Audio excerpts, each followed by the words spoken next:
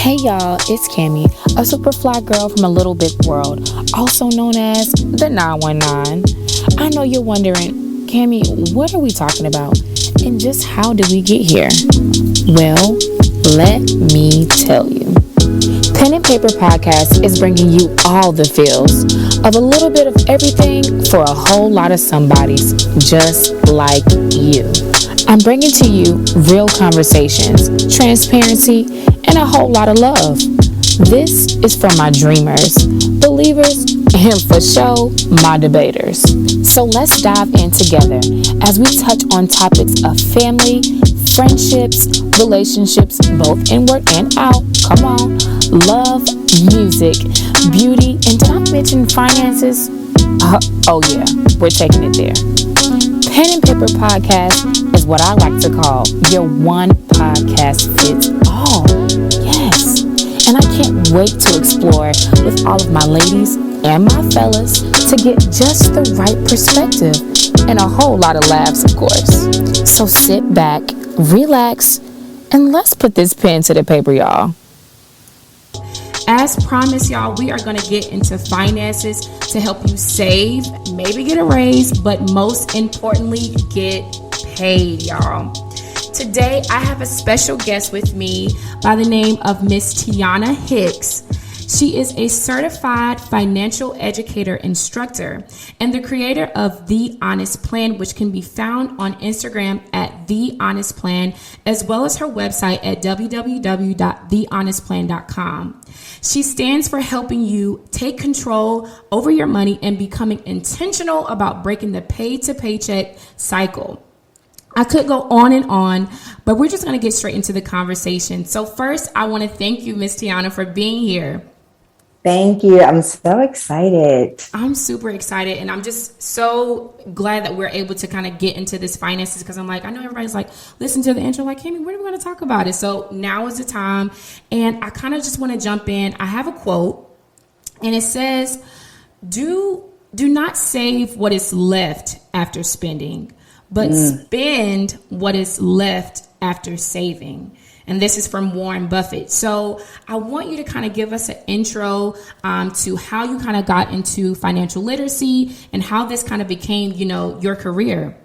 Yeah, so that is a great question. So, and it's funny to me because when I started, I didn't come into this space as wanting to make this a career, wanting to, help other people. I just came because I'm like, I got to a place in my own personal financial journey where I just hit like a brick wall. Like I was so sick and tired of being sick and tired. I was living paycheck to paycheck. I was working 2 jobs, but I had nothing to show for it. Like no savings. Like if anything were to come up, I always had to rely on family members to figure out like how I'm going to, make it to the next paycheck. So then I started to get serious about my own journey. I'm like, okay, I'm getting too old. This has to change. Like, I don't want to be in the same space forever. So I started my own journey and I just was documenting it. I created the Honest Plan just to document my own journey to becoming financially free. And so I got so much great response from it. People were like, wait, I'm struggling with the same thing. And I honestly did it just for accountability. I didn't think that there was too many other people struggling with the same thing that I was struggling with. So people were reaching out like, oh my goodness, can you please just work with me on creating a budget? Can you show me how you paid off your credit card? Can you show me how you did this and did that? And I was like, wait, you guys think I'm an expert?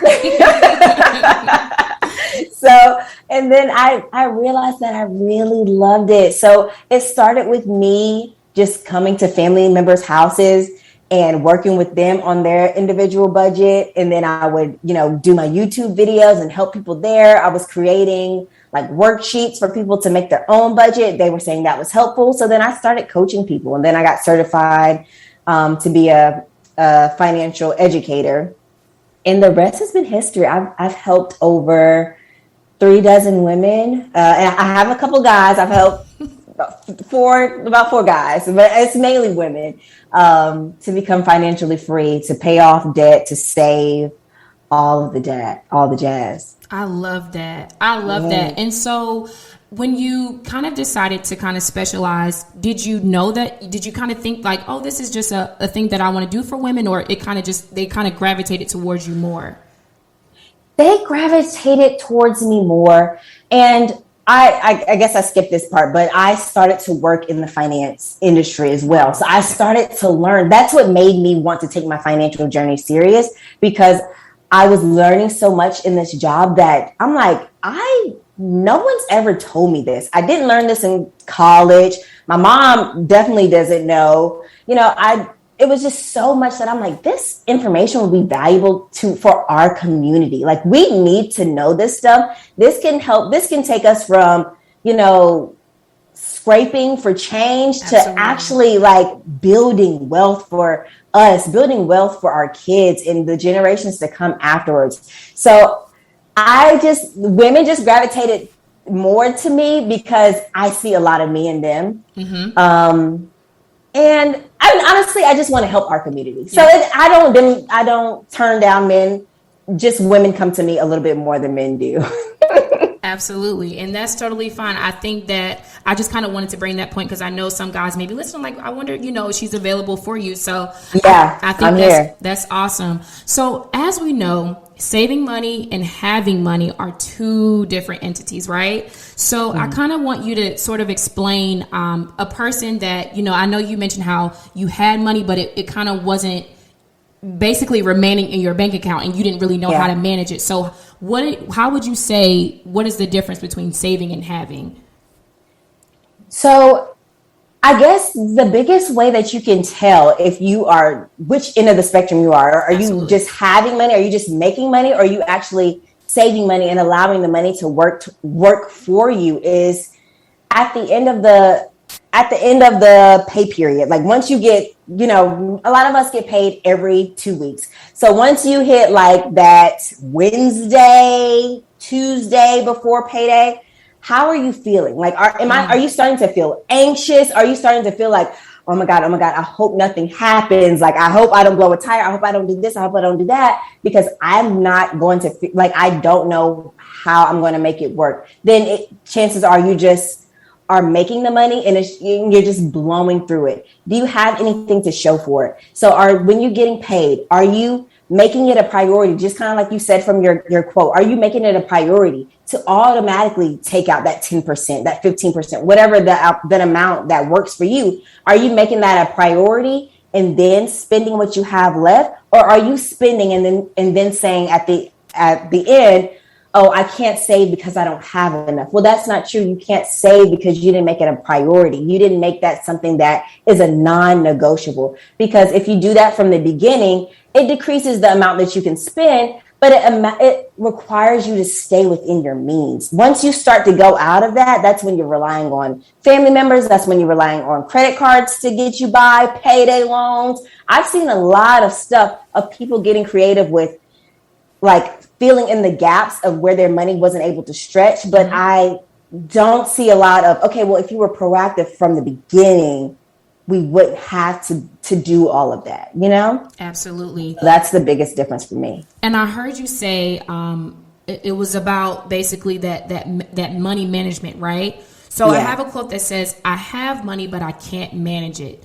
So Miss Tionna, tell us about those people. Like, what are the necessary steps to kind of fix that? Because people have it, but they do not know how to manage it. Yeah. So let's talk about that. Yeah. So I always tell people the first thing that you need to do is to take a financial inventory, to figure out where your money is going from the get-go, before you can even really create a plan, because you just need to see your overall money story, your whole picture. And how I like to tell people to do that is like to print out your bank statements, at least go back 2 months, and figure out, like, even if you need to underline and highlight okay, this was spent in gas. This is how many times I went out to eat. This is how many times I went to the club. This is how many times I purchased clothes. This is how much money I have coming out in bills. You would be surprised. There's so many people that don't even know the monthly cost of everything for their bills. Like some people will come to me, hey, can you help me create a budget? Okay, how much do you have going out in necessary expenses? And they act like I asked them like some off the wall question, but you should know that from the beginning. You should know how much money you have going out. So then you know how much money you have to manage from there. So yeah, so start with the financial inventory, see what's going out, what's coming in. And then from there, if you're looking at it and you're like, okay, I'm only saving $20, $30 a month, but I'm eating out. My eating out expenses are totaling up to $400. Okay, I want to be able to save $200. So then eating out is an area of opportunity for you. Wow. So maybe not, and don't be so extreme where you're going from $400 to say, okay, I'm only going to spend $50 for the month in eating out. That's not realistic because you want to make your budget realistic as well. So maybe go from, okay, I normally spend about $400. Next month, let me shoot for $300. Let's just drop it down $100. And then that $100 I'm going to actually save. If that works, you feeling like you can be a little more strict on that, drop it down to $250, $200, but gradually get there, not stripping everything away, because then it's going to be like, why am I doing, like, sometimes we need like some motivation. We need something just for ourselves. Like if some people just like to brunch, like to eat out and stuff. So if that's your thing, don't completely like strip it away, but just gradually, get better as the time goes on. So that's a good way to do it. And then creating boundaries. A lot of the times we don't even have to get like down to the nitty gritty where we're like writing out, okay, this was spent in gas. This was like tracking every single thing that goes out and in, comes out and then goes in. But if we had the boundaries in place, so if we have a separate savings account that's completely separate from our checking, so we're not tempted to take the money out, put the money in all the time. Like that money is just there, it's collecting. I'm not tempted to touch it. It's out of sight, out of mind. Having that away, that's a boundary. And then having a billing checking account. That's a boundary. This card is only to be used for bills. This is how I know whatever is to happen, my four walls are taken care of. Absolutely. Like point blank period. My rent, my mortgage, my car insurance, that's taken care of. Boom. Have that, just a checking account for that. And then having a checking account for your personal expenses. And then that's the account that you can do whatever. If you want to go to the mall, if you want to go brunch, you want to go to the bar, just separate, just having boundaries in place, 3 different pots instead of your money being all into one. That makes managing money a lot easier. Your money's working for you. You don't even have to continuously look at your accounts all the time, because you have a personal card, a personal checking account. And as long as that personal money lasts you until the next Friday, that's all that you have to, worry about. And you can cut down on clothes, cut down on eating out to make it last, but you can't cut down on rent. You can't cut down on car insurance. So that's why, having that already put away is really helpful. And I love that you said that, because for me, honestly, I think I've been a stickler for this, because a lot of people don't realize if you don't prioritize the things that you know that you need, then you are having to reach out to other people and say, hey, can you help me with my car? Can you help me with my insurance? When you knew from the beginning, when you made that big purchase, what it required of you, right? Yes. And so that's almost like priority, but everybody doesn't know that, which is why we are bringing light, to this. And I'm so glad to have you here. So I have a statistic that says, it's from American Saving, and it says about 69% of Americans have less than $1,000 in their savings account. So how can we bring awareness to this issue that is literally happening in front of our eyes? Oh my goodness. I talk about it so much on my platform, and I talk about making savings a priority. Like that's where we need to, even if it's something that you're like, okay, I'm not good. I'm not disciplined enough to say. I hear that excuse all the time. I'm not disciplined enough to save. Okay, well, like I'm all about making money easy, making managing money easy. So let's get on the phone. Let's call your HR, get in contact with the HR. And sometimes you don't even have to get on the phone. Like with my job, I was able to just log on and do it myself on the platform. But let's get in contact or figure out what we need to do to make your paycheck automatically deposit your money in those 3 different buckets that we talked about. Remember, we talked about a savings, having that separate, deposit your money into your bill account, having that separate, and depositing a certain amount in your personal account. You don't have to think about being disciplined enough to do either of the 3. So sometimes that's a reason why like people don't have the $1,000 because they're not actually making savings a priority. But then there's some people that are like, Tionna, I am managing what I have. Like I'm saving, but my expenses are so much. I can only do $50. Like it's going to take me a little while to save up to my $1,000. And I get it. Like everyone has different circumstances, different cards that they're dealt. And so in people that are feeling like they resonate with that person a little bit better, what I would say to you is let's figure out ways that we can get creative and bring in more income, because sometimes just our 9 to 5 isn't enough. Wow. Like we're not getting paid enough, and we're working like crazy for $15 an hour, $14 an hour. And in this day and age, that doesn't cut it, because rent for a 1-bedroom is what, $1,200? Yeah. A lot of the times. Yeah. Because you want to stay somewhere safe. Women want to stay somewhere safe where we're not having to look over our shoulder every 2 seconds. So that costs. So let's get creative. How can we bring in that extra income? You can monetize things that, like a skill that you have. Maybe you are an amazing chef. Let's figure out how you can leverage that. Maybe you're organized, or you're good at like being like a virtual assistant. Maybe you can reach out to some friends that have a podcast, that's starting up with a business, and figure out like, hey, if I take this off your plate, like, could I make an extra $300? Like, could you pay me $300 a month? Fiverr is a great website to look into to leverage your skills. And if you're someone that's like, okay, I don't really know what skills I have to leverage right now, but I do need to make more money. Okay, let's look into some gig apps. So Instacart, Amazon Flex, VIP Kids, things like that. There's a million ways to make more money out of your 9 to 5. And I never want someone to just feel stuck like they're only offering me this $15. So that's all I'm worth. And that's the biggest lie. You can make money outside of that, like still have that. I'm not saying to just quit, but still have that in the time being.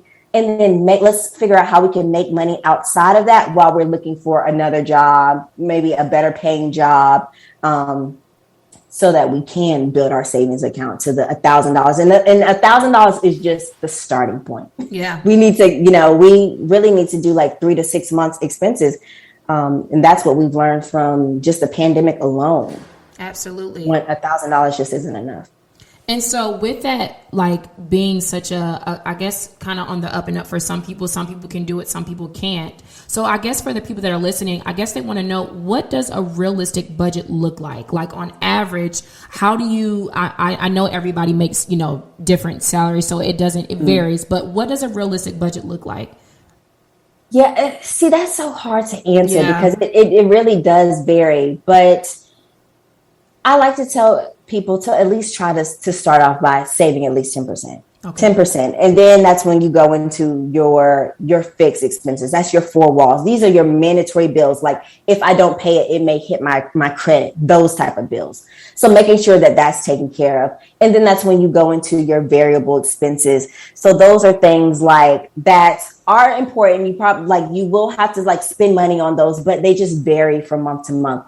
So that could be like your gas, your toiletries, groceries, your personal expenses. Maybe you give yourself a personal allowance for eating out and clothing and things like that. So with that amount, that's the part that varies from person to person, because sometimes after we save and after we pay for our fixed expenses, we are left with $300, or maybe we're left with $600. So that's the part that varies, but it's really just figuring out what your why is and what's important to you. Like, is it important to you to have more discretionary money, like put to the side for your variable expenses, or is it more so to save and to pay off debt?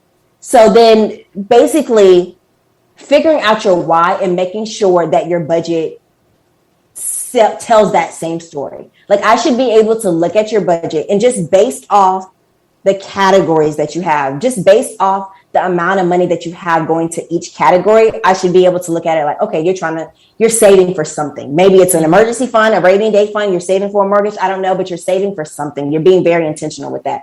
Okay, you're trying to pay off this credit card. Okay, you're putting extra money into your car payment to pay that off. I should be able to see that. Okay, you really know that you like to travel. You're being intentional about creating a travel sinking fund. I see that you're doing that every single month, but like, so that you're not having to rely on credit cards, or so when the travel plans do come, you're not, stressed trying to figure out the money. Whatever your why is, whatever is important to you, just make sure that that's visible on your budget. Does that make sense? That absolutely makes sense. And I think I guess for the younger people, I think when you're coming out of college, I know for me personally, everybody doesn't think of money management the same. And I know for me, like, the debt and all that, comes, but in your mind, you're like, okay, I want to have a good job. So I'm speaking for those people because I know, like, some people are like, well, I just got out of college. So I think it's kind of that point of wanting to prioritize and knowing that, okay, if I want a house or if I want an apartment, all these things have to be in your budget so that like, okay, anything extra has to be managed a little bit more better.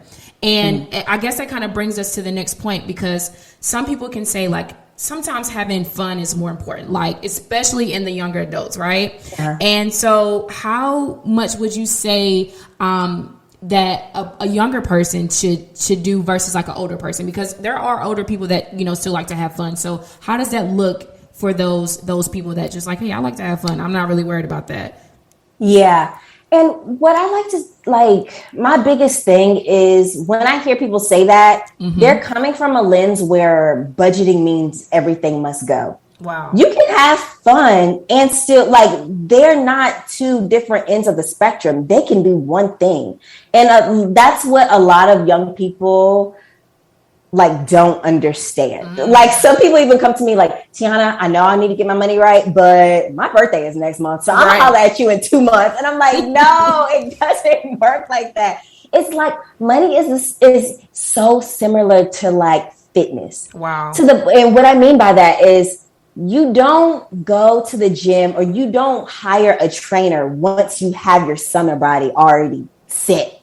You go to the gym, you hire a trainer to get you there. Wow. Money management is the same thing. You find a money coach to get you there, to get you where you want to go. Having fun, like traveling is important. You want to, you just graduated, you want to see the world, you just got your passport. That's top of the mind for you. We'll make it that. Like, it's just being intentional. Let's say maybe right now you just got out of college, so you don't have a lot of expenses. Maybe you're staying with your parents, so that fixed expenses is out of the off the table because you don't really have that. Your parents are still taking care of everything. So maybe you're just like, okay, well, Tionna, I just need to save, and then all the rest of the money is just for me, right?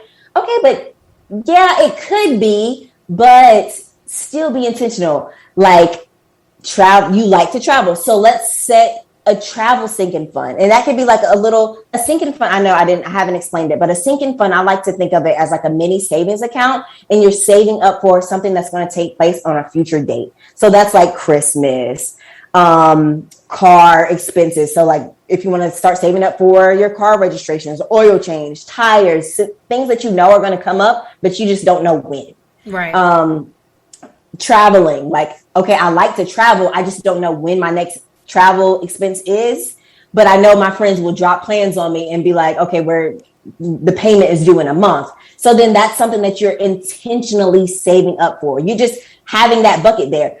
Maybe you like concerts. That's your thing. You like to go to Coachella. You like to go all these. They have so many concerts now, but Right. maybe that's your thing. So have a fund for that, a savings account just for that. Jordans, like it's whatever you want it to be. You like Jordans drop every month, every 2 weeks, every whatever. Have a sinking fund for that. You can still have fun and be intentional at the same time. So while you're like mapping out, okay, travel, concerts, clothing, then have like a little space for student loans. Wow. We know student loans are going to come eventually. A lot of people like, okay, they're going to get the money when I'm dead. Let's not, take it to that extreme.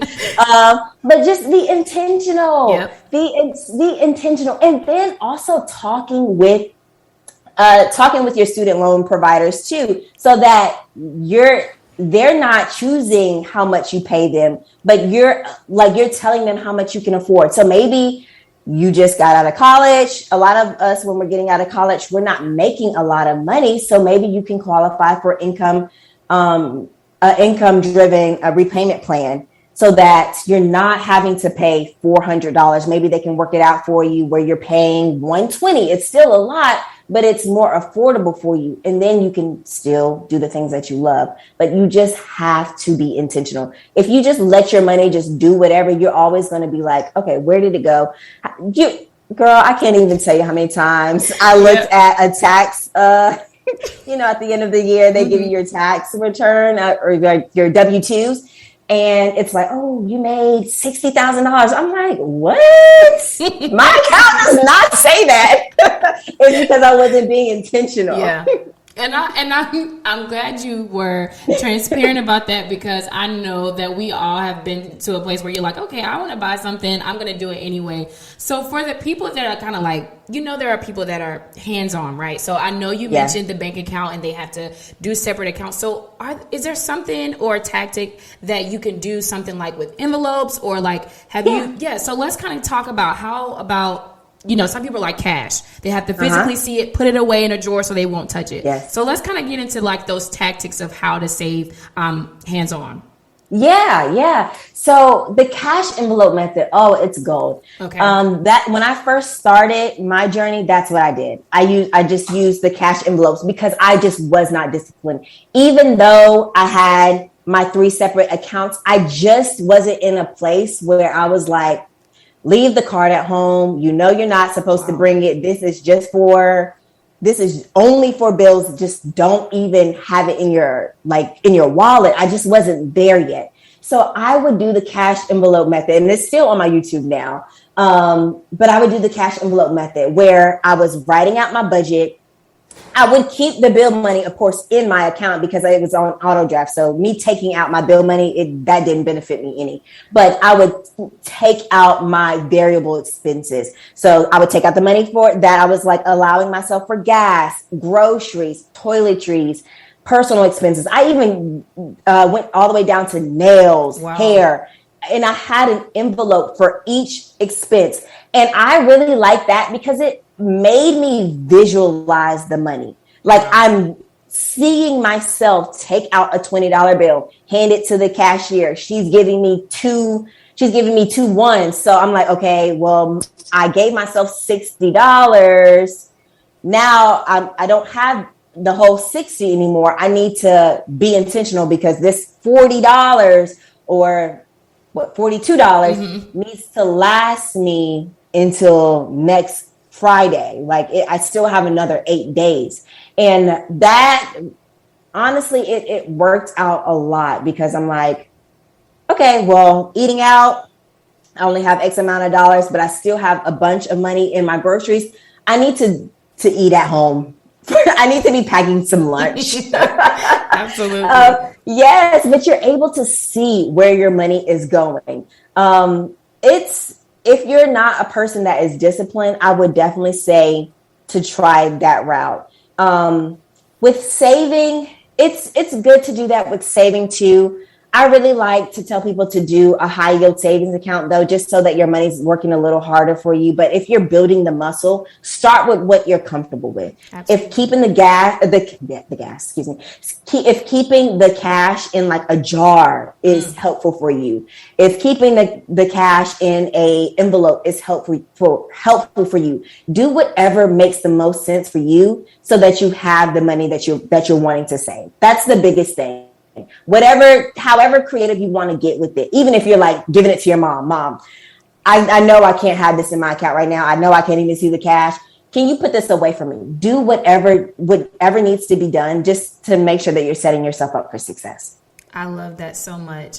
And so for the listeners, as we kind of come to a close, because we've talked about saving, we talked about tactics to kind of, help save, what would be your piece of advice for the people that are wanting to reach out to you and use your services? What would be your piece of advice to kind of get up and running and get out of that paycheck to paycheck mentality?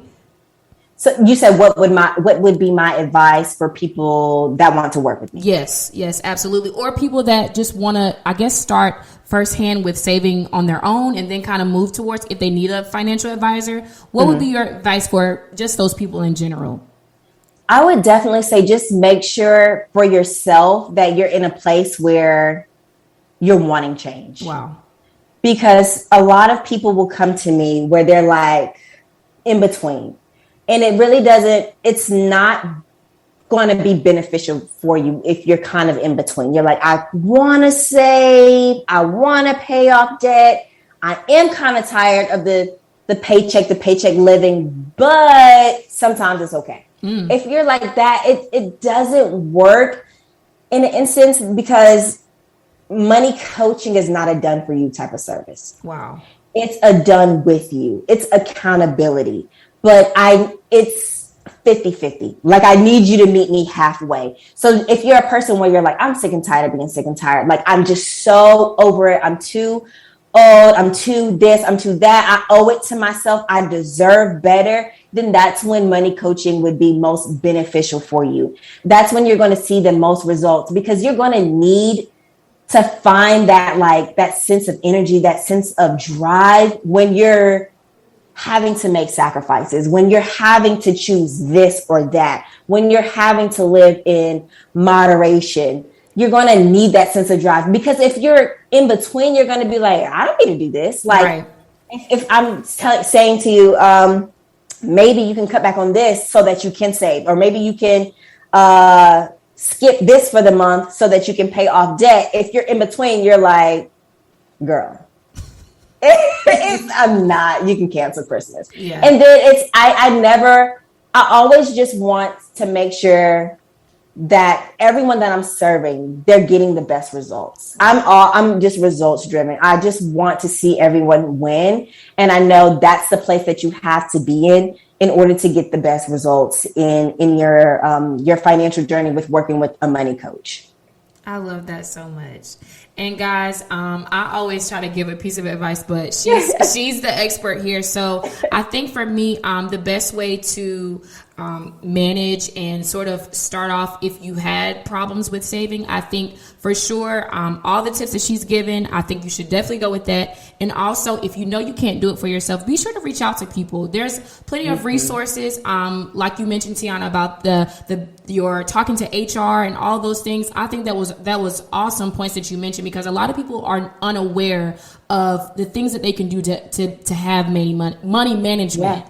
And just with having resources and utilizing what you can, you realize you'll have more money and, less problems. Yeah. And that's what we all want. So yeah, it's super awesome. So if you could, Miss Tionna, can you tell the people where they could find you again if they missed it in the beginning, where they can reach out and all of that good stuff? Yes. So you can find me on Instagram at The Honest Plan.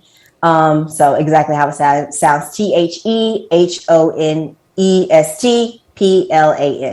On Instagram, that's where I normally have most of my time. I'm also on YouTube at The Honest Plan. And then you can I'm literally an open book. So you can just shoot me a DM like, Tionna, I heard the episode. This is where I'm at. Like, sis, help me out. And I'm telling you, I love to send voice memos. So I may hit you back with a voice memo that's like 2 minutes long, just trying to, help us, however I can. I also have like a resource right now. Like, I know everyone is not in a place where they're like wanting to talk to other people about their money. That's a big step to take. Absolutely. Like, because a lot of us are raised where we didn't even talk about our money with our parents. So it's like talking to a complete stranger. That's foreign to me. So I do have a resource on my website. It's a bulletproof budget case study. And I'm walking you through the exact strategies that I helped my client to save $10,000 in 9 months on a fixed income. So that's on my website as well at www.thehonestplan.com. So it's under resources. But yeah, it's just a free download, and seriously use it. In there, it's a budget template for you. I'm walking you through the strategies. And if you actually take the time to implement it for yourself, I'm telling you, you'll see results. I've had people that have never even worked with me, but just downloaded the resources that I give, or just, listen to the tips, and they're like, Tionna, I just paid off a credit card. And I'm like, girl, I'm excited. I'm excited just as if I would if you were working one-on-one with me. I just want to be a resource. I just want to help. I love that so much, Miss Tionna. And I thank you so much for being with us and sharing so many tips, guys. Hopefully we can get you back in a later season, because this was awesome. I think we couldn't even fit it all in once, but this was so awesome. And y'all, thank y'all for listening, and we'll be back for another episode. I haven't forgot. Be sure to follow us on Instagram at Pen and Paper Podcast, as well as subscribe to the YouTube channel for all of our videos of our podcast. Y'all know I'm not going to leave y'all out of the conversation. Pen and Paper Podcast is where it's at.